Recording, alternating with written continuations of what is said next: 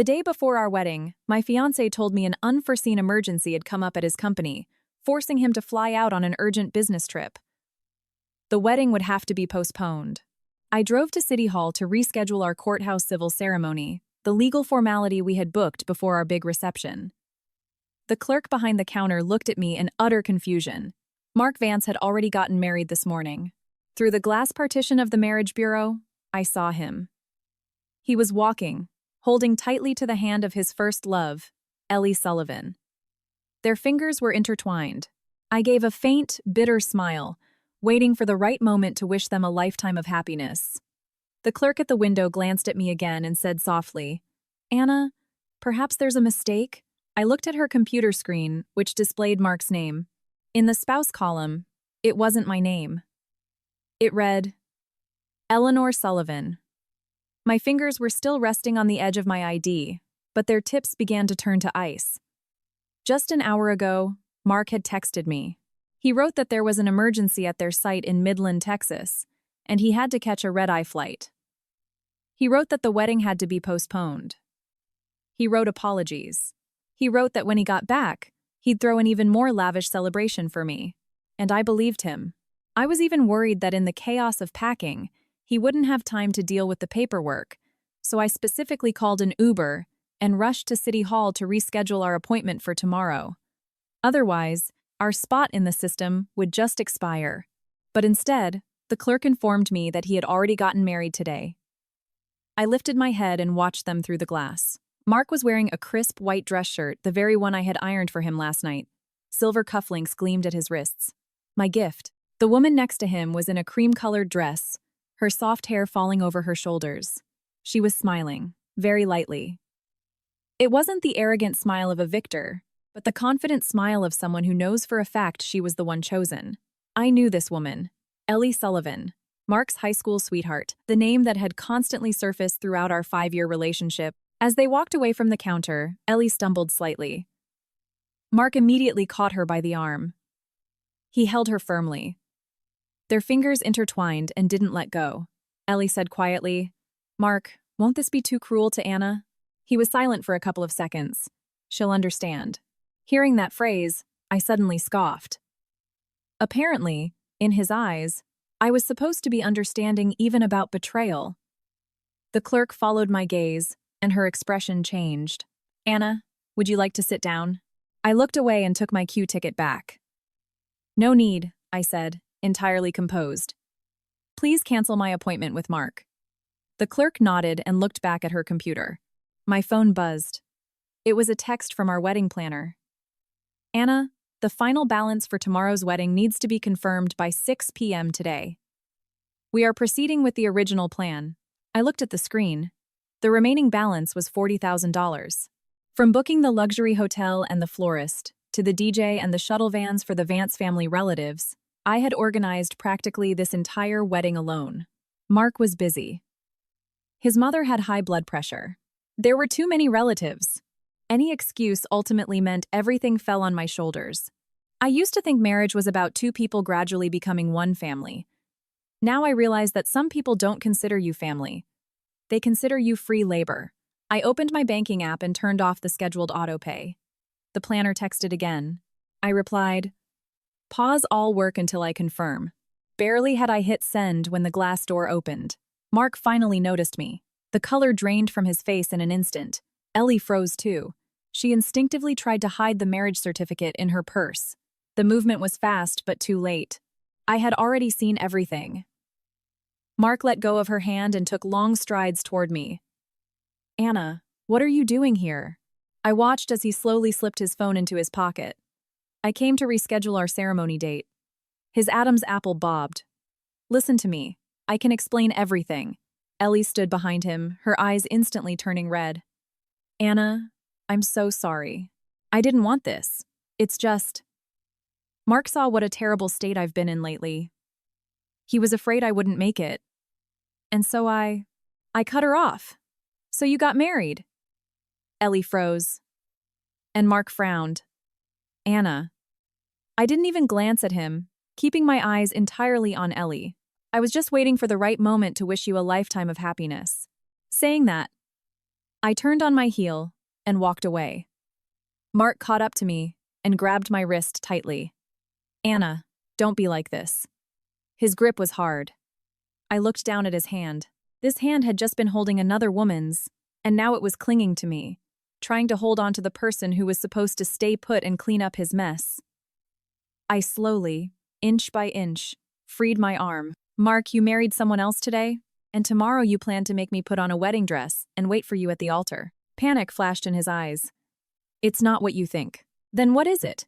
He opened his mouth to speak, but Ellie, standing nearby, said quietly, Anna, Mark only promised me a temporary status, just until my emotional state stabilizes. I looked at Mark. Temporary status. There were quite a few people in the City Hall lobby, and some had already started staring at us.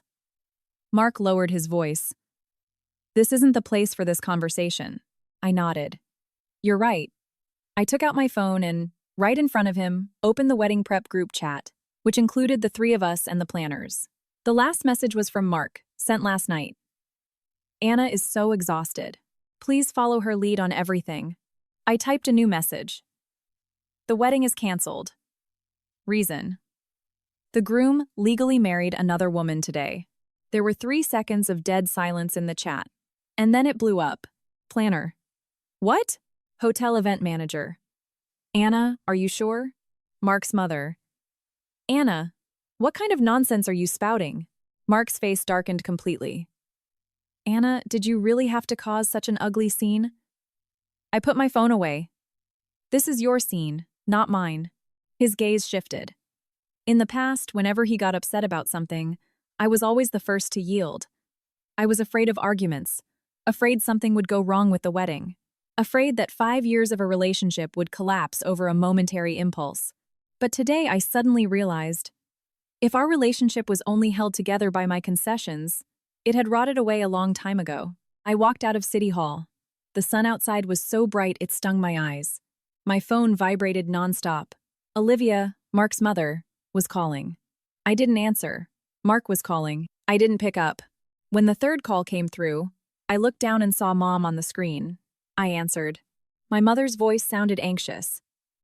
Anna, what are the Vances saying? The wedding is canceled? Did something happen to Mark? I watched the people walking by, and for the first time, I didn't cover for him. Mom, nothing happened to him. Then what is it? I said. He got married. A long silence hung on the other end of the line. My mom's voice suddenly went hoarse. To whom? I turned and glanced back at the glass doors of City Hall. Mark was still standing there. Ellie was pressing against his shoulder, looking at him with red eyes, as if I were the one who had bullied her. I looked away, to Ellie Sullivan. My mom took a deep breath. Where are you? I'm coming to get you right now.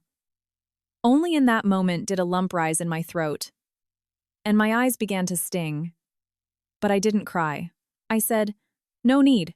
I'm going to head to our new apartment first. Why do you need to go there? I looked down at the engagement ring on my ring finger. To get my things. The apartment was in the South Loop, a spacious 1,200 square feet. The Vances had paid the down payment, and the property was in Mark's name. But the renovations, the furniture, the appliances, the decor, and the vendor payments for the wedding. The vast majority of that came out of my pocket, transferring money time and time again. Olivia had said so smoothly back then, Anna, sweetie, Mark bought the condo before the marriage. Don't worry about it. Just renovate it to your taste. Buy what you like. You're the ones who are going to live there anyway. I didn't pinch pennies back then, because I genuinely believed that marriage wasn't an accounting exercise. Now, standing in the living room looking at the half-hung wedding garlands, I suddenly felt the absurdity of the situation. Marriage wasn't an accounting exercise, but human nature needed to be calculated very precisely. I pulled my wedding shoes out of the shoe cabinet and put them in a box. Then I took a folder of documents from a drawer in the bedroom. It contained the contracts with the planner, the hotel, the dress boutique, receipts for the jewelry sets, the appliances, and bank statements for the renovation transfers. I had neatly organized every piece of paper by date. Before, it was for the convenience of planning the wedding. Now, it was for the convenience of settling debts. The lock clicked. Mark burst into the apartment, He was still in that white shirt. The cuffs were slightly frayed now.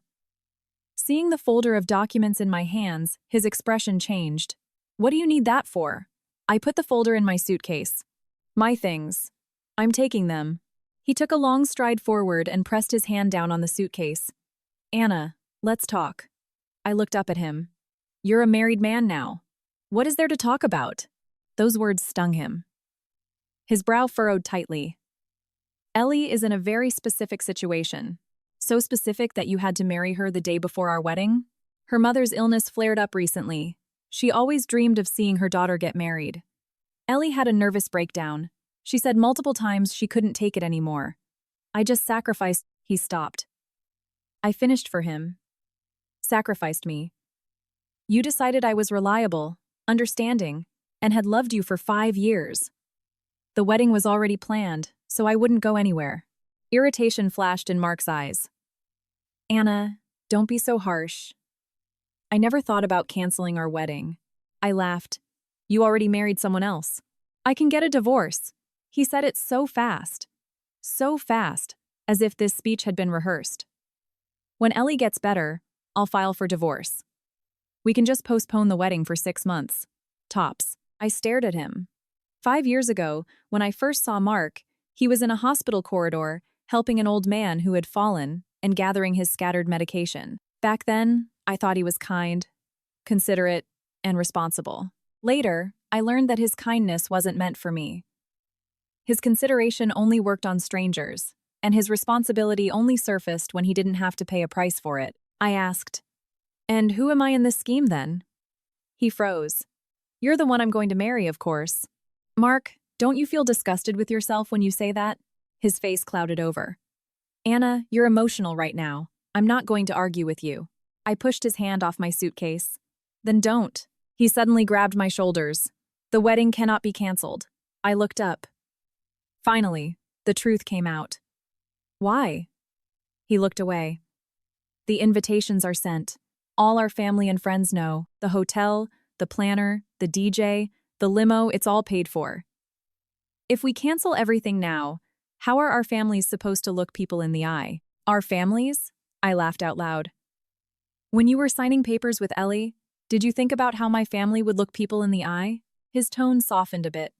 Anna, I know I'm in the wrong here, but we can host the wedding as an engagement party. Or just say I had to leave on an emergency business trip and turn it into a family dinner. Help me smooth things over. And when I get back, I'll make it up to you. I promise. Turns out, he didn't run over here to apologize, but to force me to clean up his mess. I zipped up the suitcase. Mark, I am not going to help you lie. The click of heels echoed in the hallway. Olivia had arrived. The moment she crossed the threshold and saw me packing a suitcase, her face twisted. Anna, what is the meaning of this? Throwing a tantrum and leaving the house over some trivial thing? I looked at her. Over some trivial thing? Olivia tossed her designer bag onto the sofa. Mark told me everything. Ellie, poor girl. Her mother is sick. She has no one around. Mark just helped her out in a difficult moment. He's not leaving you. You're about to get married. Why are you being so intolerant? Familiar words. For 5 years, Olivia had behaved exactly like this. The day Ellie moved back to the States, Mark went to pick her up from O'Hare, skipping my birthday dinner. Olivia said, Ellie is in a new city and doesn't know her way around. Be more forgiving. When Ellie had a stomachache in the middle of the night, Mark left me despite me having a high fever to go to her. Olivia said, Anna, you have a strong constitution, but Ellie's been fragile since childhood. When Ellie mentioned she wanted the soup I had made, Olivia told me to drive it over to her. She said, We're all going to be one family anyway, don't be stingy. And every time, I tolerated it, thinking that once we made it to the wedding, everything would fall into place. But my concessions didn't earn me respect. They only made them think they could wipe their feet on me. I unlocked my phone, opened Mark's text about the urgent business trip, and shoved the screen under Olivia's nose. Mrs. Vance. He lied to me about a business trip and went to City Hall to marry someone else. You call that just helping out? Olivia glanced briefly at the screen. For a second, awkwardness flashed across her face. but she immediately straightened her posture. Men have complications in business. If you're going to pick at every little detail, it only shows your immaturity. I nodded. Fine. Let me show you my maturity. Olivia's face softened slightly. I continued. The wedding is canceled. I am not paying the remaining balance. The contract with the hotel is in my name. I am terminating it according to the terms. You can organize the lodging and transportation for your relatives yourselves from now on. Olivia's expression changed drastically. What do you mean? I mean that from this second on, the affairs of the Vance family are none of my business. Mark's voice tightened. Anna, don't do this in the heat of the moment. You won't get your deposits back. I know. I'll accept the loss. I looked at him. But I will not spend another dime putting on a show for you and your Ellie. Olivia trembled with rage.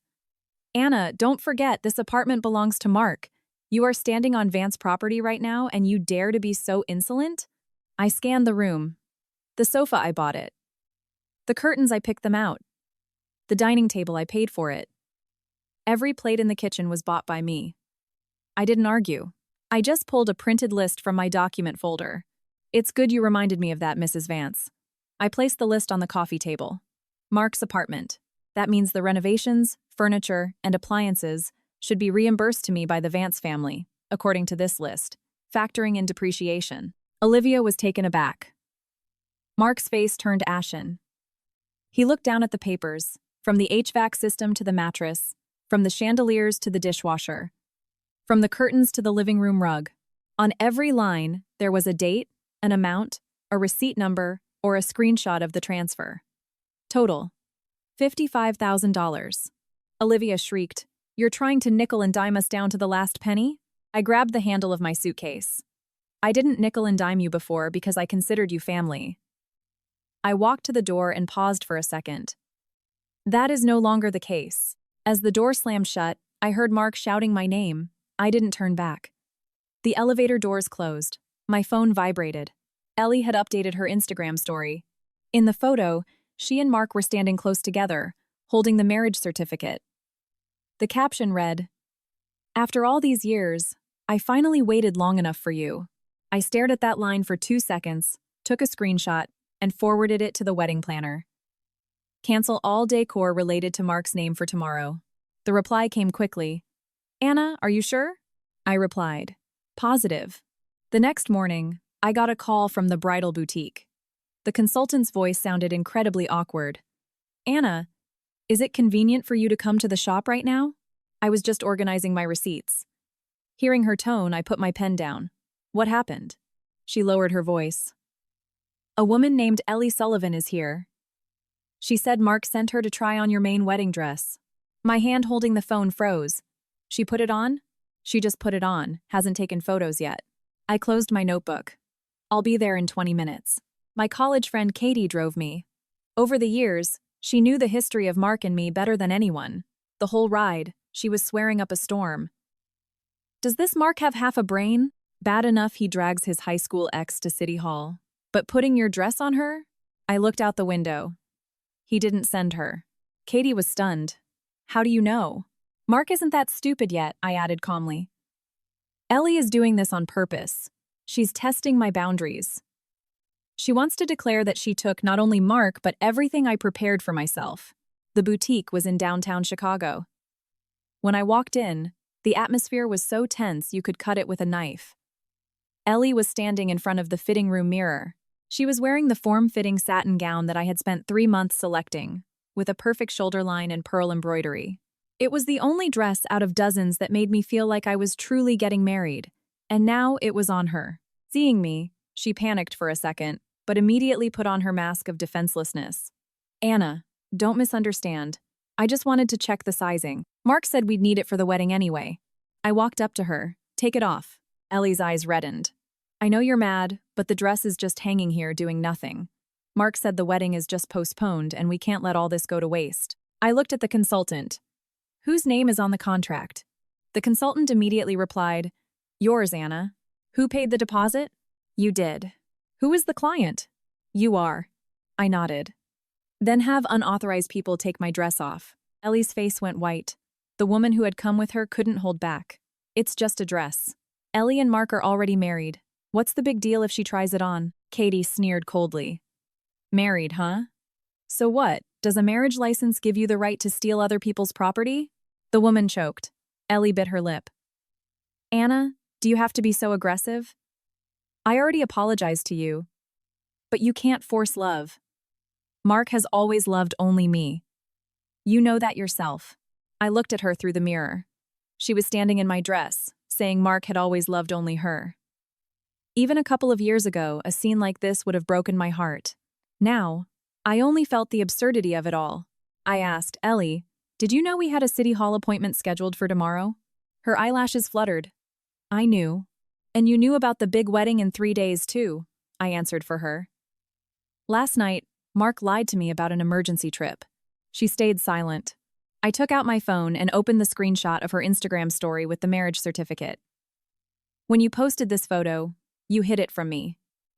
She froze. I scoffed. No, you specifically set it up so someone else would make sure I saw it. Katie drew in a sharp breath next to me. Ellie frantically gripped the hem of the dress. Anna, I was just too happy. I waited for him for so many years. And? I took a step forward. You waited for him for so many years. So I'm obligated to gift you 5 years of my life? Tears streamed down Ellie's face. I didn't want to take what's yours. I looked down at the dress. Then what are you wearing right now? She was paralyzed. The consultant was too scared to make a sound. At that moment, Mark flew into the boutique. Seeing Ellie in the wedding dress, and then noticing me, he darkened instantly. Ellie, what are you doing here? Ellie, as if finally finding her support, cried even harder.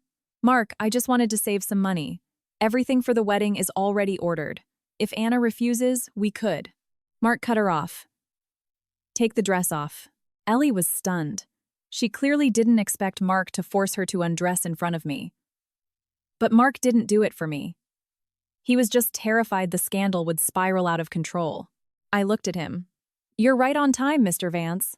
His eyebrow twitched at the formal address. Anna. I handed the contract to the consultant. I'm canceling the order. Keep the deposit according to the terms. Refund the balance to my card. The consultant nodded. Mark tried to stop me. But you loved this dress so much. Loved it? I looked at Ellie in the mirror. Now it's dirty. Ellie's face instantly turned ashen. Mark lowered his voice. Anna.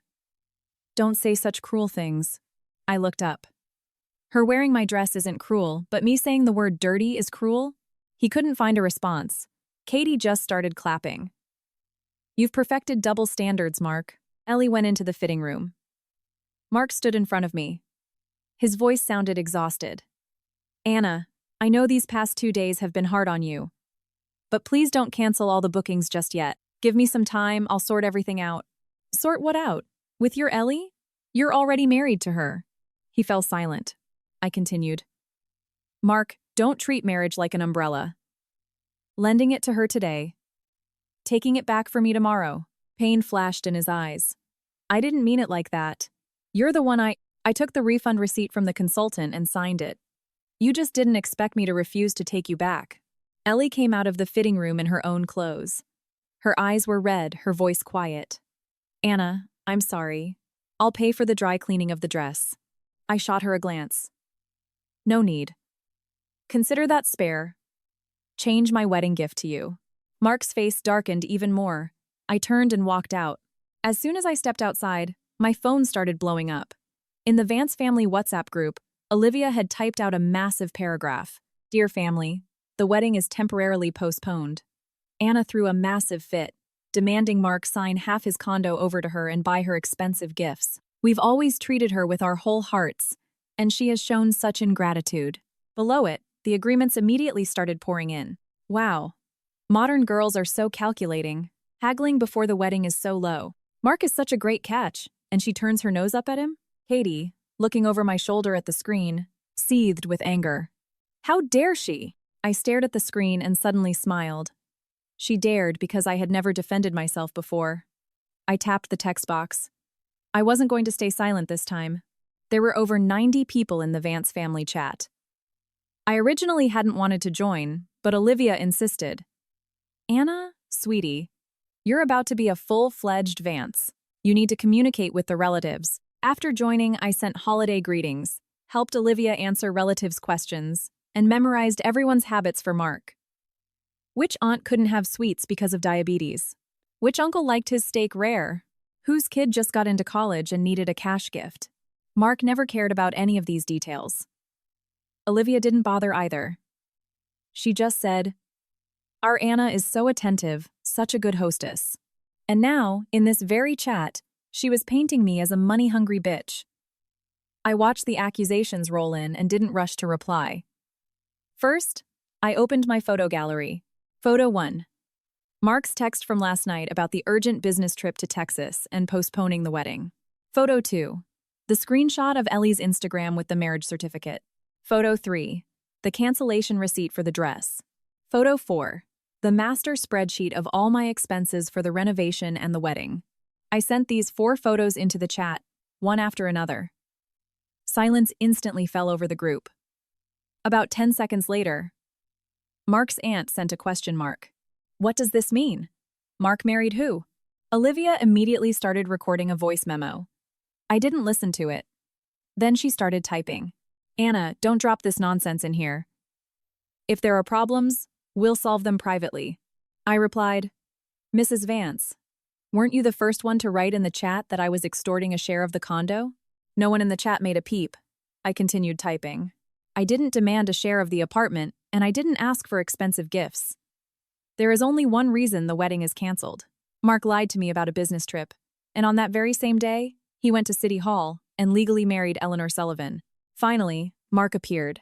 Oh no, delete this. I looked at that word and laughed. His first reaction was still to try and command me. I replied, I won't. The chat exploded like boiling oil. Who is Eleanor Sullivan? What about the wedding in 3 days?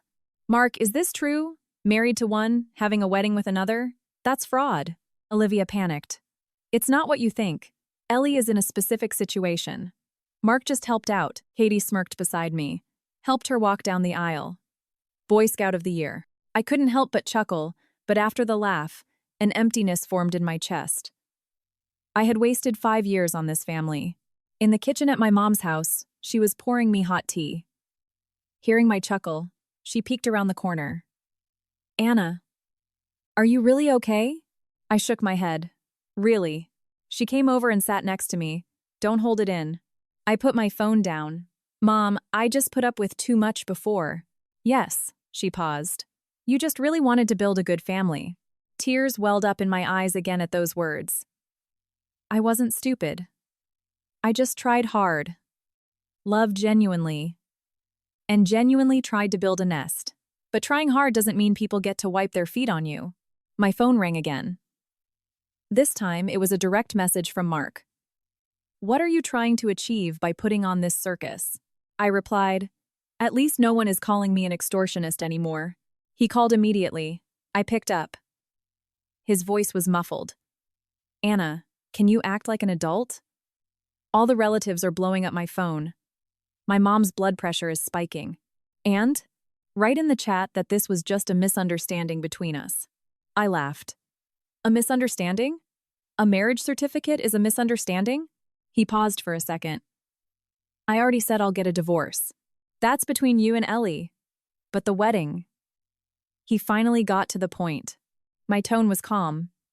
Is canceled. No. He almost immediately protested. A lot of relatives have already bought flights. If we cancel now, how am I supposed to explain it? Tell the truth. Anna! His voice sharply rose to a yell.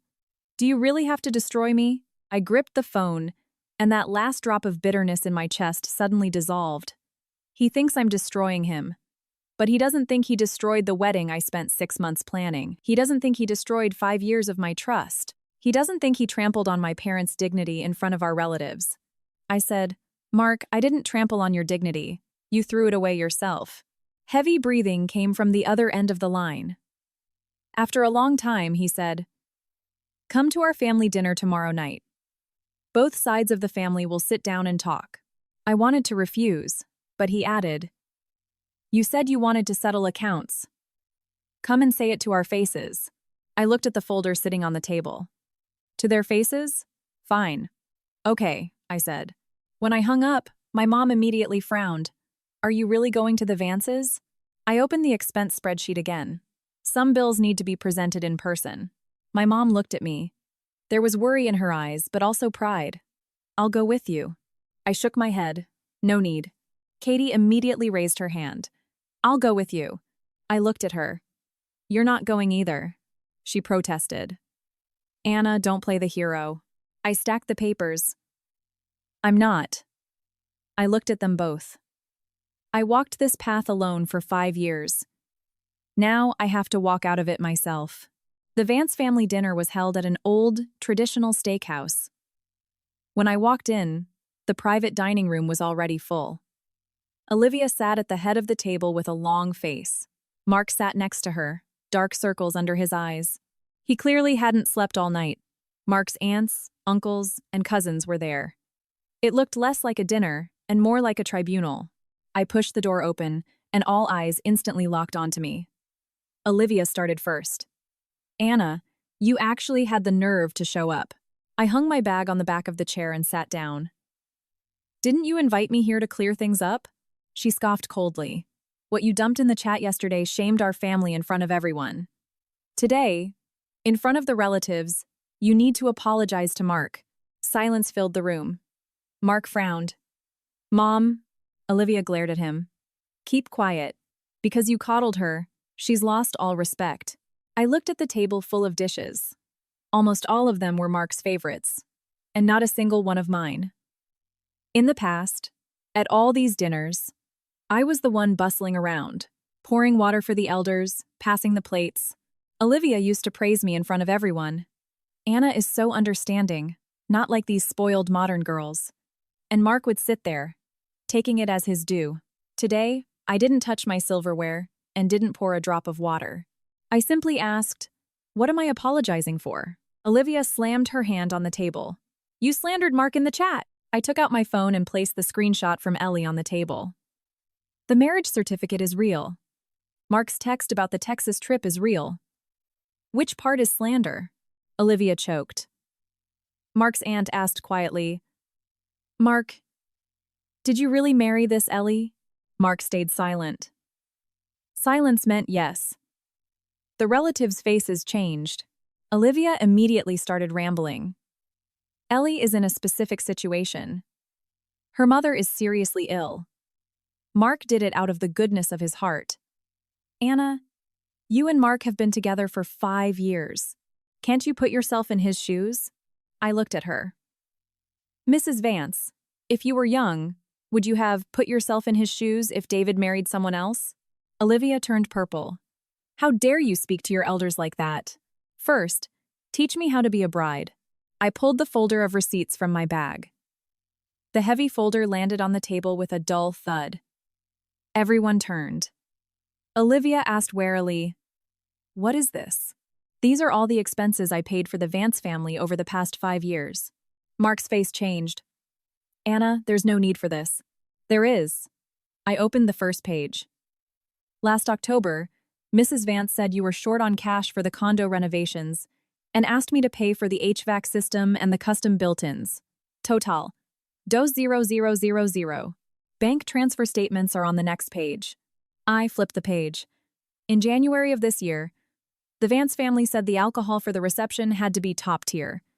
I paid the $8,000 deposit. Third page.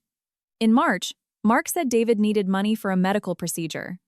I transferred $6,000. The memo line clearly says, loan. Olivia turned red. That was your voluntary decision. I nodded.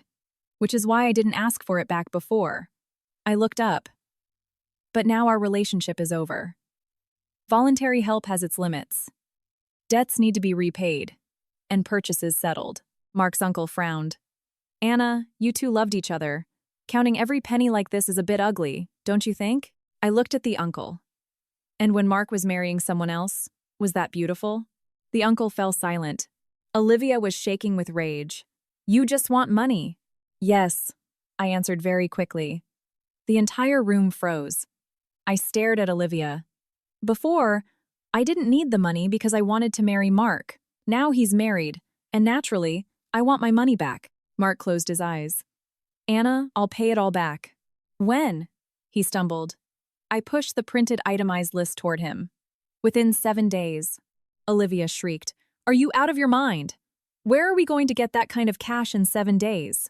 I replied, you can pay in installments, but you need to sign a debt repayment agreement. To Olivia, this sounded like a sick joke. You want us to write you an IOU? Not an IOU, I corrected her. A legal agreement. At that moment, Mark's father, David, who had been silent until now, spoke up. He had poor health and sat in the corner with a grim face. Olivia, sign it. Olivia was dumbfounded. David, the father looked at Mark. You made your bed, now lie in it. Mark's face turned gray. I was a little surprised. Over the years, David spoke very little, and I always thought he silently approved of his wife's antics. But now he looked at me and said hoarsely, Anna, thank you. You've helped me a lot with the doctors over these years. No one in the room made a sound. My fingers tightened slightly. He was the first person in the Vance family to ever say thank you to me. But it was far too late. I nodded. Take care of yourself, Mr. Vance. Olivia wasn't giving up and wanted to say something, but the door to the dining room opened. Ellie stood in the doorway, wearing a light coat, her eyes red. Stepping inside, she looked timidly at Olivia. Mom, I think I came at a bad time. Because of that word mom, a dead silence fell over the room. Olivia's face froze. Mark jumped up sharply. Ellie, why are you here? Ellie said quietly. I saw in the chat that everyone was attacking Anna. I was afraid she would pressure you. She looked at me. Anna, if you want to blame someone, blame me. Don't pressure Mark and his mom. I scoffed. Ellie, you're right on time. I closed the folder.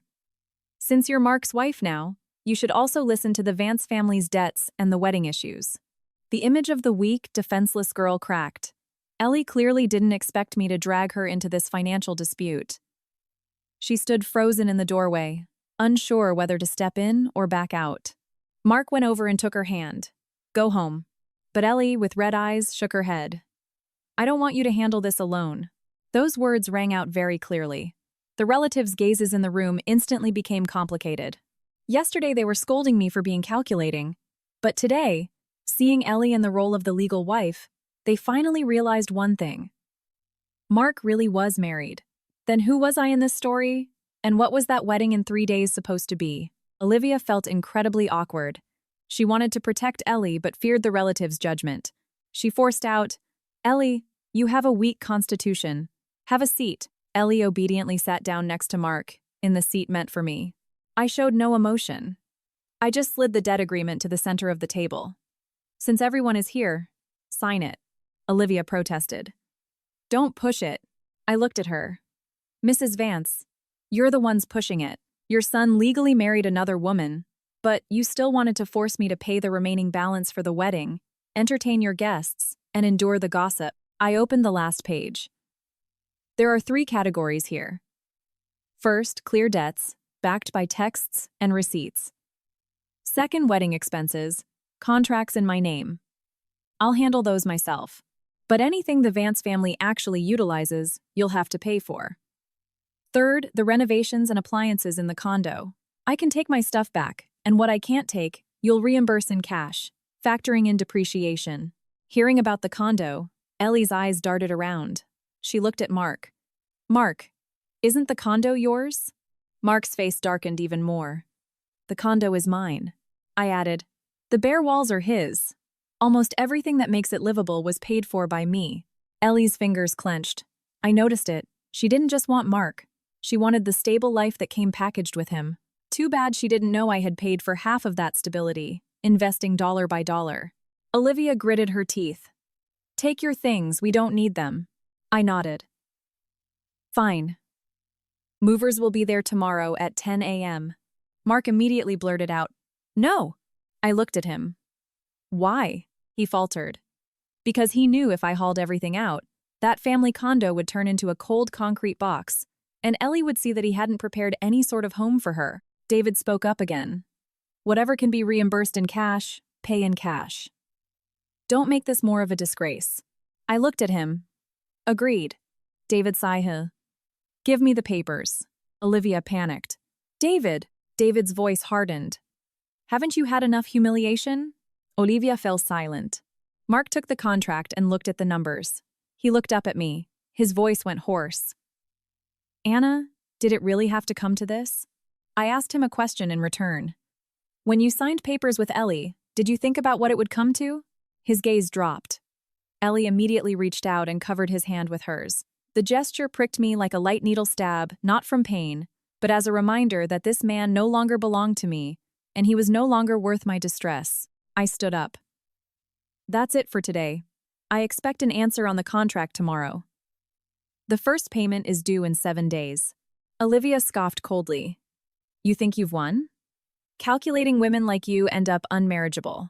I picked up my bag. That's fantastic. I looked at her. Right now, my biggest fear is that someone will ask me to marry them. Saying that, I turned and walked out. When I left the restaurant, a cold night wind was blowing. Just as I reached the street, Mark caught up to me. Anna. I stopped. He stood on the steps. There was exhaustion and some sort of belated panic in his eyes. I know I did the wrong thing. I stayed silent. He took a step forward. But we don't have to throw away our 5 years. I looked at him. You threw away the 5 years. His voice grew quieter. Ellie really was in a bad place. She said her mom's dying wish was to see her marry me. I just wanted to help fulfill that wish. And did you ask about my wish? He was stunned. I said, my wish was to go to City Hall with you tomorrow, and in 3 days, put on the dress I picked out myself, and marry you in front of our friends and family. His Adam's apple bobbed. Anna, and you took my wish and gave it to her to fulfill her dream. After those words, he went pale as a sheet. I didn't look at him anymore, just turned and got into a cab. Returning home, I organized everything. The contract, the receipts, the inventory of the condo. Made backups. Katie, seeing this, slammed the table. Awesome. But I have a feeling this Ellie won't give up so easily. I knew that too. She had put so much effort into dragging Mark to City Hall on the eve of my wedding, clearly not just for a piece of paper. And sure enough, at 11 p.m., I got a friend request from Ellie on Facebook. The attached message read, Anna, let's talk. I don't want Mark to be torn apart. I looked at the message and hit accept. She immediately typed, tomorrow at 3 p.m. The cafe on Michigan Avenue. I replied, fine. Katie frowned. Are you seriously going? I placed my phone face down. I'm going. Why? I looked at the last page of my expense list, the furniture for the condo. The way Ellie looked when the condo was mentioned couldn't be unseen. She was frantic. And when people get frantic, they reveal their true motives. The next day at 3 p.m., I walked into the cafe. Ellie was already sitting at a window table. Today she wasn't wearing a white dress, but a pale blue knit cardigan that made her look even more fragile. Seeing me, she stood up. Anna. I sat down. Speak. She bit her lip. I know you hate me. I wouldn't say that, I replied. Hating is a waste of time. Her mask almost slipped. The waiter brought coffee. She stared into her cup for a long time before saying quietly, Mark and I met before you did. I nodded. So? We almost started dating back then. I just moved away, and he got together with you to spite me. I looked at her. Did Mark tell you that? She lifted her chin. Isn't it true? I laughed. He told me you were just some unfinished high school drama. Ellie's face changed. I continued. He said he let you go a long time ago, and that it was you who couldn't accept it when you moved back.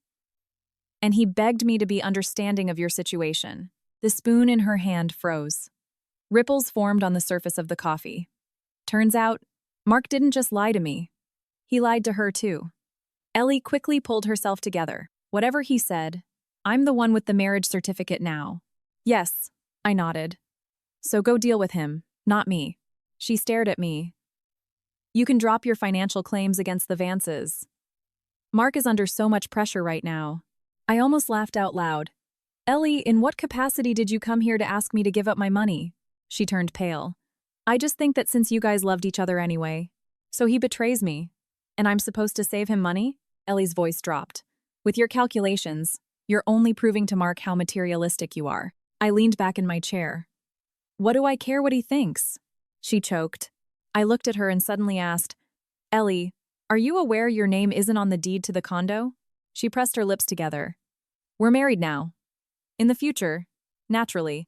There won't be any future, I interrupted. That condo was bought before the marriage. Your signature at City Hall doesn't give you the right to a single square foot. Her expression finally changed. I continued. Furthermore, I'm taking the renovations, furniture, and appliances, or demanding the cash equivalent. If you want to live there, first make sure the Vances have the money to furnish it all over again. The mask of defenselessness finally shattered. Anna, do you have to be so cruel? I looked at her.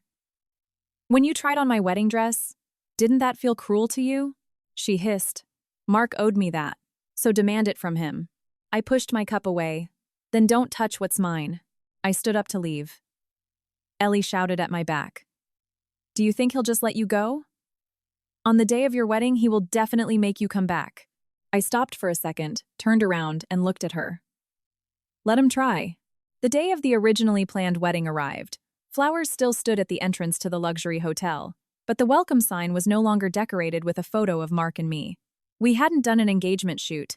In the past, Mark always made excuses about being busy, promising we'd take photos right before the wedding. Ultimately, all I waited around for was him marrying someone else. So today, there was only one line on the sign. Anna's farewell banquet. And below it, in smaller print, thanks to the past, and thanks for opening my eyes. Katie, seeing this, teared up slightly. Anna, are you absolutely sure? I adjusted my beige pantsuit. Absolutely. I didn't wear a wedding dress, and I didn't wear black. I wasn't going to mourn a rotten relationship. The guests in the ballroom were mostly the relatives and friends I had originally invited. I had warned everyone in advance. Whoever wanted to come could just have dinner. Whoever didn't want to, I didn't insist. My mom came. She looked very elegant, took my hand and said, "You look beautiful today." I hugged her with a smile. "Mom, I'm sorry." She patted my back. "You have nothing to apologize for." Those words almost made me cry. At 11:30, the Vances arrived. Olivia was in the red dress she had bought for the wedding, her face darker than a storm cloud. Mark followed behind her. Not in a groom's tux, but just a dark blazer. Ellie came in a white dress, not a bridal gown, but flashy enough. As soon as they walked in, all eyes turned to them. Whispers started in the crowd. Are those the ones who got married? What are they doing here today? The Vances sure have a lot of nerve. Olivia, burning with shame, headed straight for me. Anna, you invited us here just to publicly humiliate us? I replied, You overestimate yourself, Mrs. Vance. I didn't invite you. You showed up on your own. She got even angrier. Mark looked at me. His voice was hoarse. Anna, let's talk. There won't be any talk about feelings today. I pointed to the projector screen on the stage. Only accounting. The screen lit up. First slide. The master spreadsheet of wedding expenses. The deposit to the hotel, the planner, the photographers, the DJ, the guest favors, the hotel blocks, the limo rentals. For every item, the date of payment and my account number. The guests went quiet. Olivia's face contorted. Why did you put this up? I took the microphone. My voice echoed through the ballroom. Dear friends and family, today was supposed to be my wedding with Mark. 3 days ago, he informed me that he was flying out on an urgent business trip and the wedding was postponed. The slide changed to a screenshot of Mark's text. I continued. That same day, at City Hall, I found out he had legally married Eleanor Sullivan. Third slide. The screenshot of Ellie's Instagram with the marriage certificate. A loud gasp rippled through the room. Ellie turned pale and whispered, Mark.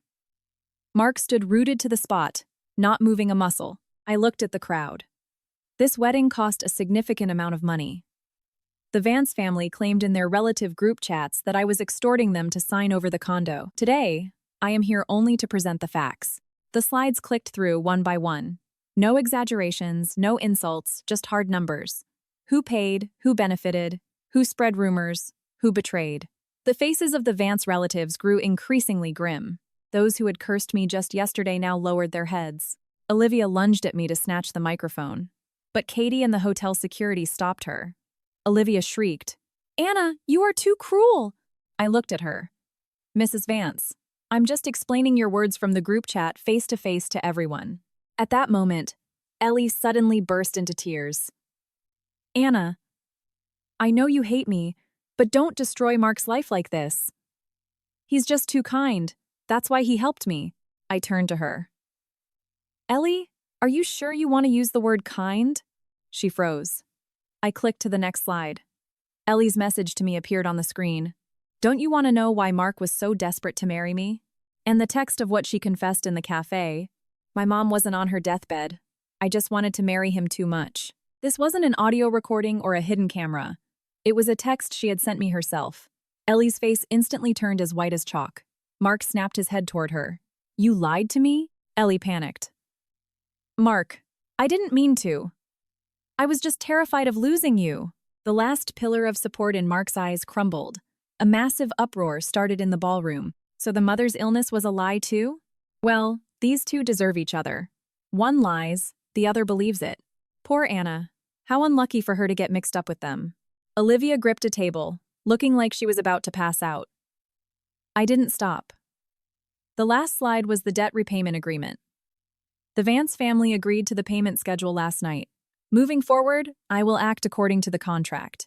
The banquet today is already paid for. Whoever wants to stay and eat, you are welcome. Whoever wants to leave, I'm not keeping you. I put the microphone down.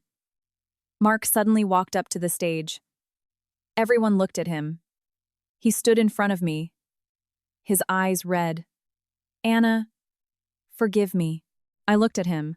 I had waited for this apology for days, but now that it was here, I realized it carried absolutely no weight. His voice trembled. I really realize I made a mistake. Give me one chance. I'll divorce Ellie right now. We don't have to cancel the wedding. We can do it today. I cut him off. Mark. He looked at me as if clinging to his last straw. I took the engagement ring out of my purse and dropped it into an empty champagne flute standing nearby. The ring hit the bottom with a clink. The room went silent. I said, I am no longer getting married. Mark stared at the ring in the glass. In that moment, he seemed to finally realize I wasn't playing the victim. I wasn't playing hard to get. I wasn't waiting for him to come to his senses. I was done with him. He reached for the glass, but I covered it with my hand. Don't touch it. His hand hovered in the air. This is the last time I'm returning your things to you. I moved my hand and slid the glass toward him. From now on, we are even. Mark shook his head. We're not even. His voice was quiet and full of panic. We can't just cross out 5 years. We can, I replied. Anna, don't be so cruel. I scoffed. Mark, my greatest cruelty is that I finally stopped pitying you. Ellie rushed onto the stage and grabbed Mark's arm.